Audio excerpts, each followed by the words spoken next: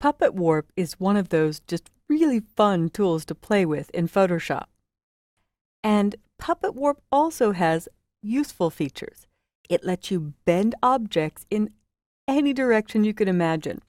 Now in this image, I've got a photo of a lion and I want to make it look like he's scratching his foot. So I'm going to load a selection that I've saved. Select, Load Selection. There's the lion channel, and I'll click OK. And I want to make a new layer out of this lion. So I will choose Layer, New, Layer via Copy. But I'm more likely to hit Command J or Control J to jump to a new layer. That's how I remember the shortcut. I'll hide the background and name Layer 1 Lion. Now, in order to warp this lion's foot like he's just getting an itch, I need to remove him from the background originally, because if I move the foot, I don't want to see the original foot that was there in the background layer. So I hit the lion layer, I'm clicking back on the background layer, and I will choose Select, Load Selection again. I will use the same channel lion and click OK, and then choose Select, Modify, Expand, and I'm going to go for a bigger value. I'll try 30 pixels, real big area. And then I'll choose Edit, Fill, and leave it on the default Content Aware, and click OK. It did all right. I don't need to worry about any of the inside, but I want to make sure the original spot stays rock.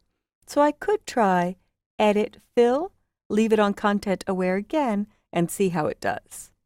So you'll get different results here. I can deselect with Select, Deselect, and we'll see how the Puppet Warp does. So I will turn on the lion layer and make sure I click on the word lion so he's active. Now here comes the fun part. Edit, Puppet Warp. And with Puppet Warp, I'm going to keep his little head still, or actually it's probably a very large head. Wouldn't want to be face to face.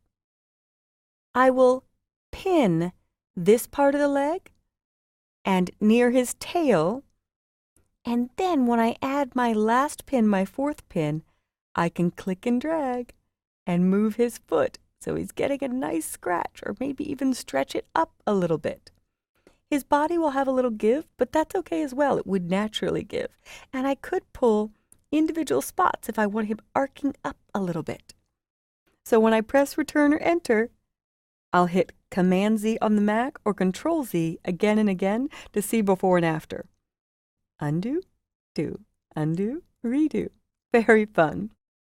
So this actually has practical application as well. Sometimes if a model's arm is in the wrong position, or the hand is falling in the wrong spot where it's distracting, or doesn't give good shape to the photograph, you can isolate the arm or hand to a layer and use Puppet Warp to bend it in any direction that will give you a better image overall. Now let's finish off with using Puppet Warp for a special effect. In this photograph, I've got a boy jumping, and I want to create the illusion of motion so you get that feel like you're in flight with him.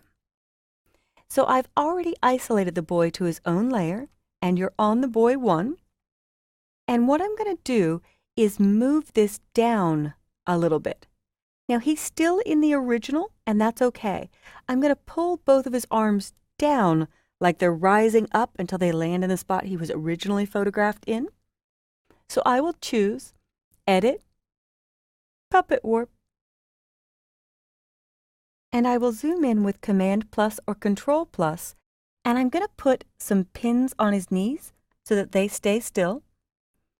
I'll pin the top of his wrist and his shoulder, and I can pull straight down, and there it goes. And his body moves a little bit with it, but that's okay. This is a special effect. So now I'll pin this shoulder and move this hand down, as if he hasn't risen up yet.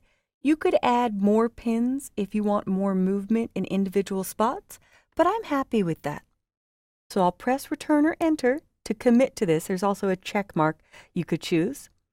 And now I want a special effect of a motion blur. So under the filter menu is blur and motion blur. And there we have it. In fact, motion blur starts out with a distance that's lower and an angle of 0. As you increase the distance, you get more motion. So you could give the feeling of left to right. But if you go for an angle of 90 or minus 90, you give the illusion of up and down motion. So there we have him in flight. I'll click OK, and with my Move tool, maybe move it a little bit closer to where he originally was. I might also want to erase away the motion below his knees, but I'm going to let it go for now. And I saved the original boy on a layer that was hidden on top. So if I zoom down, there's your finished special effect, giving you the feeling of motion along with the boy by using Puppet Warp.